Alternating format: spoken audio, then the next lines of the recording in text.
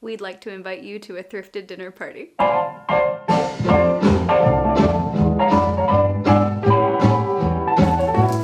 Whoa, it's the past! Hi friends. So I just got back from the grocery store. Here's our plan for the evening. If you spent time with me on this channel in the past, you'll know that mine is a life made possible by the incessant habit of thrifting. And this is a habit, commitment, compulsion that extends not just to my wardrobe, but to all elements of my life, including the objects with which I have outfitted my kitchen. Another thing you will know if you spent time with me before is that I am silly and I have a cat. This one! And so when I was trying to conceive of a video in which I could talk about my acquired collection of thrifted kitchenwares, I thought it would be a kick if I threw a lavish, thrifty dinner party for me and Fred. Because why not play pretend with your cat on a random Sunday evening? And as I prepare the meal for this soiree, I am going to challenge myself to use as many thrifted kitchen items as I possibly can. And I think it's gonna be a fun, whimsical, and playful time. I'm going to don an apron and go into my very, very tiny kitchen. I'm gonna take you with me. Let's have a fun, cozy night and have a dinner party together. It's like kind of very Lewis Carroll, isn't it? It's a little Mad Hatter's tea. I don't know if that's an endorsement for this activity, but it still sounds fun to me, so let's do it. Let's go, let's go, let's go. Why did I put it over my arm like that? Like, I'm not just walking from one room of my house to the other. Like, who does this alone in their house? This is a false moment. I'm doing it again. That's how a person carries a tote in one's own house. One doesn't use the strap over one's shoulder. So my philosophy around thrifting kitchenwares is really similar to my philosophy around thrifting everything else that I thrift. There are quality pieces to be found already in existence out in the world that can be acquired for a substantially lower price point. In terms of like kitchenware specifically, I'm also of the mind that items that are older and have already had quite a bit of life in the kitchen are a better investment because they've already proven that they've lasted quite a long time. It's not a revolutionary thing to say that things are not made with perhaps the care, attention, thoughtfulness, and quality that once they were. We sort of do, unfortunately, live in a world where things are made to wear out and break down because it means that we'll then keep repurchasing and repurchasing and repurchasing. And I want to try to break that cycle as much as possible, and I think a really great place to do that is in the kitchen. So I have a lot of things in this sweet little kitchen that are secondhand, so we'll get to that. But first things first, Sarah, what is on the menu for you and Fred? The truth is, what's on the menu for Fred is kibble. He's gonna have kibble tonight. But what's on the menu for me, I'm gonna make some simple roasted cod, and I'm gonna pair that with a slightly buzzy recipe. I am going to be making my own version of the Meghan Markle very controversial and polarizing one-pot pasta dish. I will say I don't really have a stake in that controversy. If you don't know, Meghan Markle, Duchess of Sussex, has a new Netflix show, very of the world of Martha Stewart. It's one of these lifestyle Food Network-y shows where she makes things and lives a lovely life and has many house guests.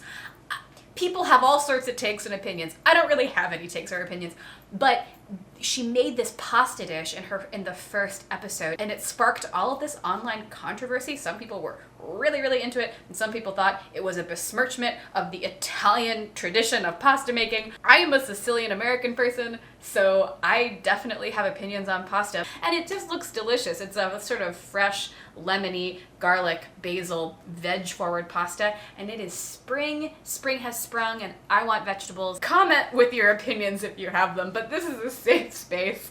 The pasta looks good, and Meghan seems like a person. That's my takeless take. So I'm gonna make that. I'm gonna make that pasta, and then I'm gonna make a big salad with this really delicious jalapeno citrus vinaigrette that I really like to make. I just want like a big, fresh, crunchy salad. So it's gonna be a very light little supper. But I think there's something like quite decadent. Here's a hot take. I think there's actually something quite decadent about a light spring vegetable forward dinner with candlelight and a tablecloth and sort of twinkly lights all around. There's something that just feels like very much like lavish spring summer wedding. Do you know what I mean?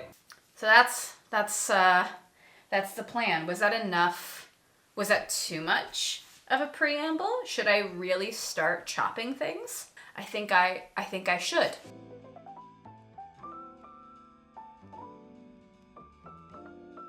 I got 2 kinds of tomatoes because I couldn't pick.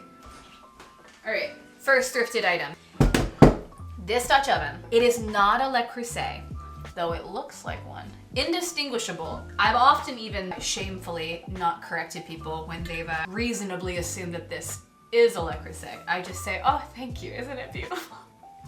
But this equally fantastic Dutch oven was something that I purchased at Goodwill. And a Le Creuset, let's look this up. If I were better at my job, I would have already done this. I'm gonna edit, future me, I'm gonna edit all of this out.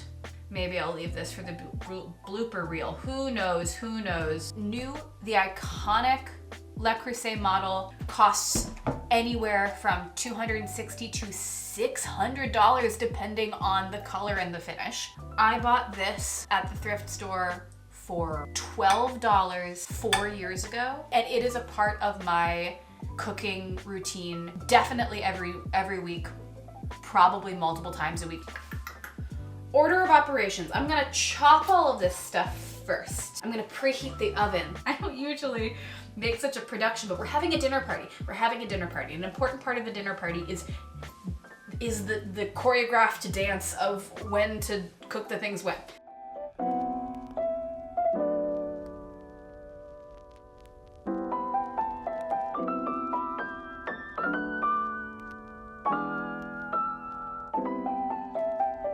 I for sure said that I was gonna put an apron on. And I have a thrifted apron, so I'm gonna put it on.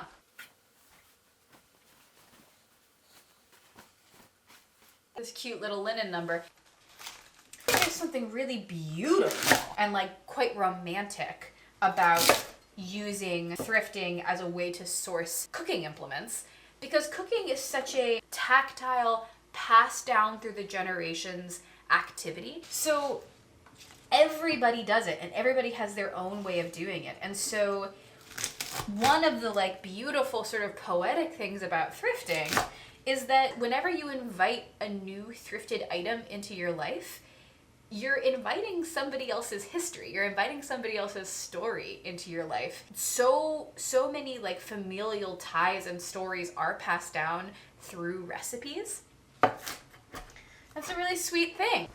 Which is a lovely excuse to talk about some other thrifted items. This is my recipe box. This is not technically thrifted. This was upcycled. I don't know. I don't remember what this was. It was just sort of a wooden box that we had in the house. And this has become my recipe box because I romantically love the idea of children down the line finding mom's recipe box and combing through all of her handwritten recipes. I have decided that this evening, Meghan Markle's pasta joins the crew. And I was gifted this sweet little thrifted recipe card holder. Look at him, he's a mouse. He's a mouse and he holds the recipe card aloft. Isn't that the stinking sweetest thing you ever did see? I love him so much. So he's gonna do a really great job over here. All right, so what do we need? We got our kale, we got our chard. That's all chopped. Good job so far. And now we've got our tomatoes. So I will proceed to have all of these cherry tomatoes.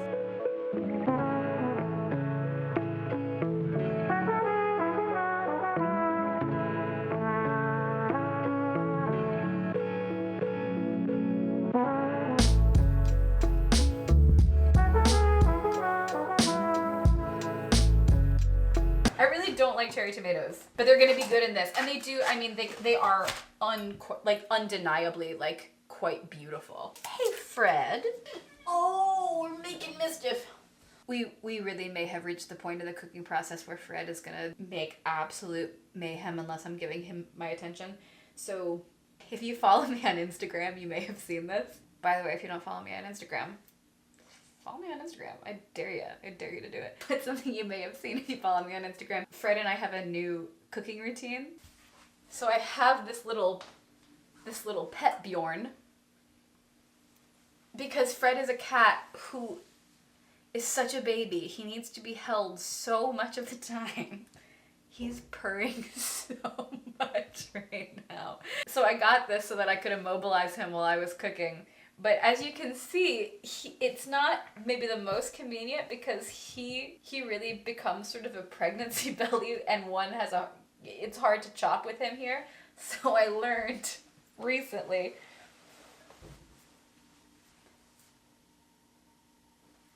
he still feels held and taken care of. I mean, like, he's purring right now. He still feels held and taken care of if I turn him around like this.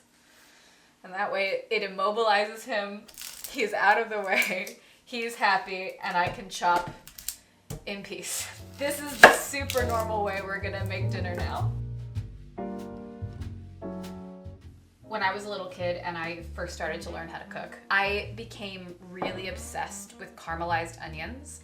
And so I would just make like a bowl of caramelized onions as a snack because I was like old, and I was probably like 10. I was allowed, I had proven myself trustworthy with a knife, and I would just go caramelize myself an onion. And I think my parents really let me do it because they got such a kick out of hearing a 10-year-old say, "I'm hungry, I'm going to go caramelize myself an onion."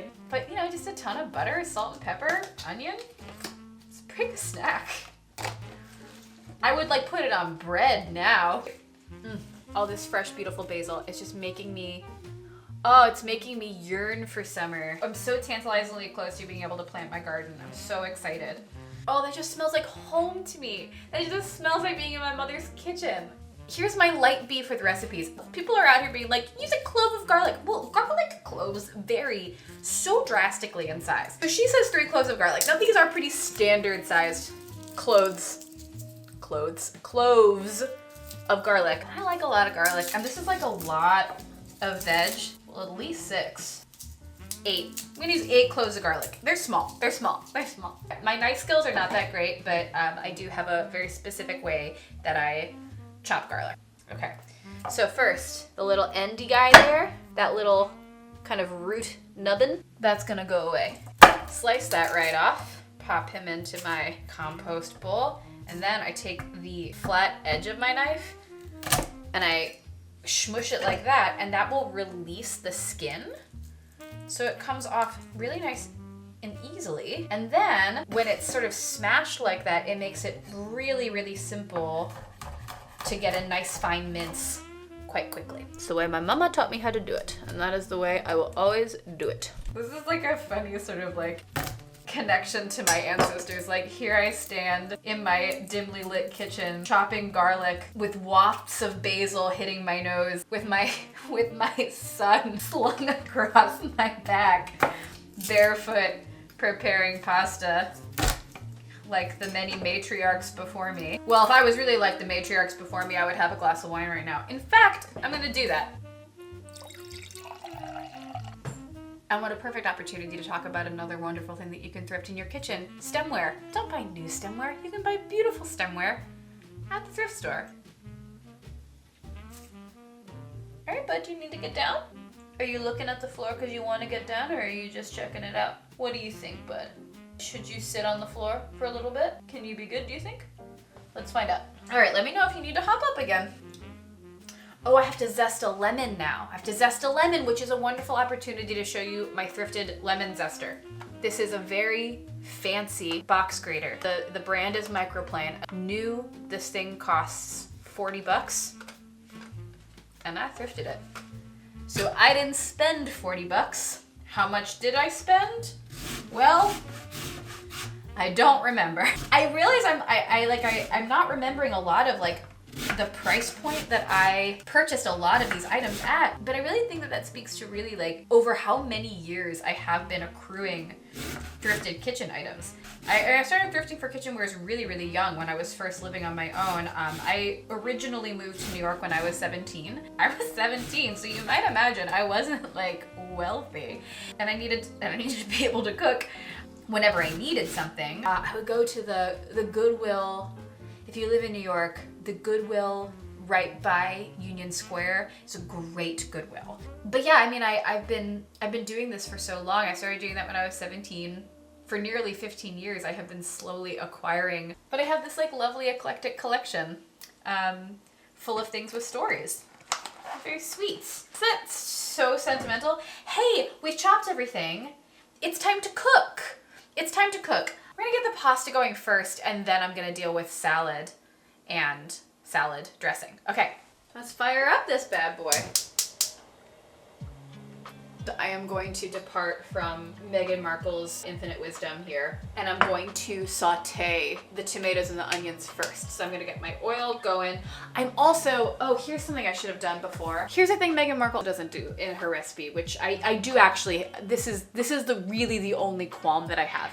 She doesn't salt the pasta water before she cooks the pasta in it. It is just an integral step. So I am going to, she boils the water separately and adds boiled water to the pot, which I think is a great idea. I am going to do that, but I'm gonna salt the water first. It's 3 cups of water. I never measure things out with pasta, but I'll do it for the sake of science, which is also a great opportunity to show you my Pyrex glass measure. A great thing to thrift. Thrifted this in college. No idea how much money I paid for it, but I know it wasn't a lot. That's 3 cups of water. I'm gonna generously salt it. Keep my salt in this little thrifted mason jar. I love the top of it. Isn't it so sweet? I've never been to the Iowa Country Store, but apparently they have gourmet snacks there. I once heard the wisdom that your pasta water should be like seawater. I've stuck to that since I heard it. Wooden spoon would be a great thing to thrift. Fill this up. It's almost time to buy salt. I hate when that day comes. Salt feels like a thing you should never run out of. But, you know, eventually we all run out of everything. Is that interesting? No. Immediately, when you saute an onion, your house smells good. So I'm now gonna coat the bottom of this pan with our beautiful tomatoes. So I'm gonna let that be for a second. While that is hanging out, I'm going to get my fish in the oven. I quite romantically love getting fish from the grocery store because they wrap it in brown paper. Like I'm going to a village fishmonger in the days of yore. Do you see that I like want my life to be Anne of Green Gables? It's not a mystery that it's my favorite book. All right, we've got our sweet little piece of cod here, and we are going to cook it in the oven at 400 degrees for about 8 minutes on this thrifted cookie sheet. That's it. That's very easy. We're gonna put this in the oven now for about 8 minutes, and then it'll be cooked fish. So the tomatoes are starting to release their liquid, and I am starting to get that like caramelized umami tomato smell. So I think it's time. The time has come, the walrus said. All right, garlic goes in. This is a very satisfying thing. I'm gonna just pop all of that right into the pot, except, well, curses, it won't. I'm gonna have to break it off a little bit. We have our lemon zest, and I'm gonna use some of my basil, but not all. All right, salty water goes in now. And now we cover this. I'm gonna make my favorite salad dressing, and we're gonna use another thrifted item. We're gonna use a blender. All right, it's time to make a salad dressing. If you thrift no other kitchen tool, thrift yourself a blender. They do not have to be fancy. I use this blender every single day. This keeps me alive. I spent $10 on it, and you know, it blends. I've gotten this out because I'm gonna use it to make our salad dressing. We're gonna be using one of Simply Julia's recipes. This is not a thrift, but cookbooks are another really great thing to buy at the thrift store. Where is it? I have all my pages dog-eared, but I have so many pages dog-eared. Aha, okay. Super simple jalapeno lime dressing. If you want to make it, you will need a roughly chopped jalapeno. Fun fact about jalapenos, they have more vitamin C than like any other food. So if you feel like you're getting sick, have a taco night. We need 4 cloves of garlic. More garlic. Woe betide anyone who comes near me tomorrow. Since we already have this, it calls for lime. I'm gonna call an audible and say we're just gonna use the lemon. I've been buying seedless lemons recently. Did you know that such things existed? I didn't. Big glug of olive oil. All right, it'll be a magic trick. I'm gonna put the lid on and then time will have passed. Ready?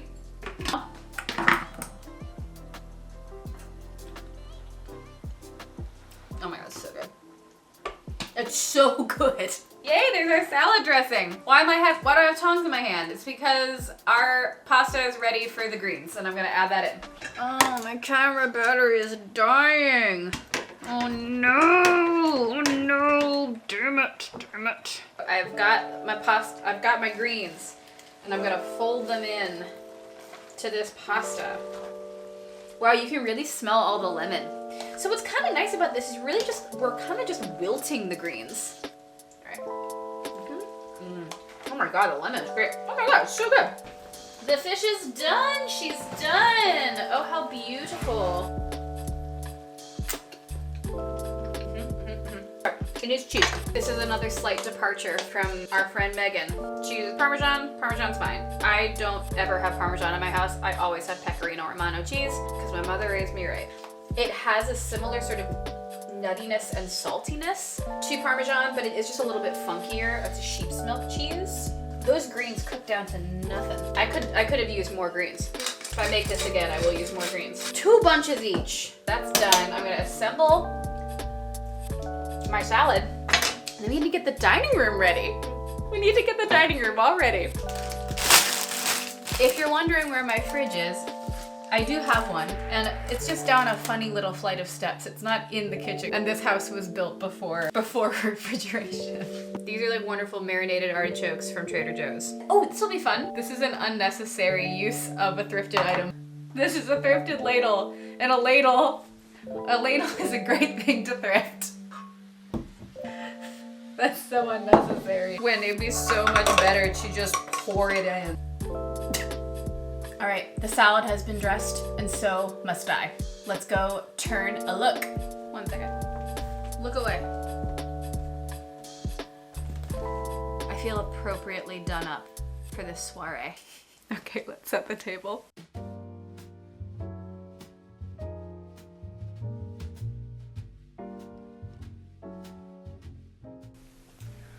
I don't think I've ever felt quite so silly as I do now.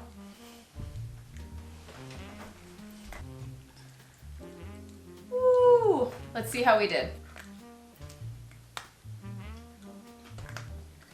That is a truly delicious and incredible meal. It may seem, and is, incredibly silly to go to such great lengths to make a meal for oneself and involve a cat, but I have to say I'm having the time of my life. I just think if one is going to live by oneself, the benefit of that is that you can do silly, playful things like this. I had to make dinner for myself tonight anyway. Why not make it kind of dumb and fun? And this has been super dumb and super fun. This has been a really, really fun evening. I'm glad to have spent it with you. I hope that it inspires you to make delicious food for yourself, thrift your cookware, play your way through life. If you liked this video, like this video. It helps me out immensely. If you are not subscribed, I would love it if you subscribed. If you want to subscribe to more things, check out my Patreon. I'll link it below. No matter what you do, I'm grateful that you're here. I hope you are filling your days with fun and laughter, and I will be back with another video for you very, very soon. Okay. Okay, goodbye. Okay, goodbye, goodbye, goodbye, goodbye, goodbye. Goodbye! Goodbye. Goodbye. Goodbye.